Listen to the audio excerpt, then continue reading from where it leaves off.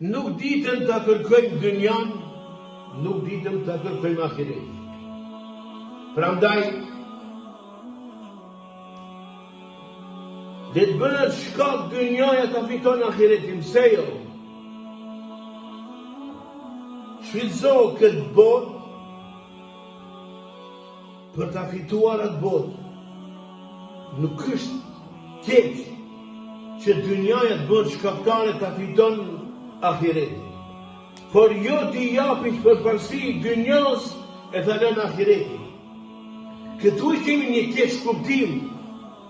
Prandaj ne i japim dynjas atë shumë sa që ahiretin e kemi lënë. Kërkoni të dyja, nga se besimtarët muslimanët i kërkuan të dyja.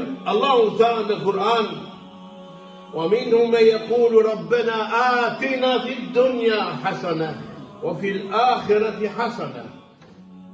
Që do të thotë, dhe ka prej tyre që kanë: "O Zoti ynë, na jep të mirët e kësaj bote dhe na jep të mirët e asaj bote." Nuk ka gjë të keqe. Por njeri ti që ja kushtove vetëm kësaj bote, u plake, u dërmove, u shtramove, nuk ja asgjë për atë bote. Andaj të keni kujdes. Plaku kas më kishte. Kurse i riu, le të ketë kujdes, nga se shpet i vjen desia.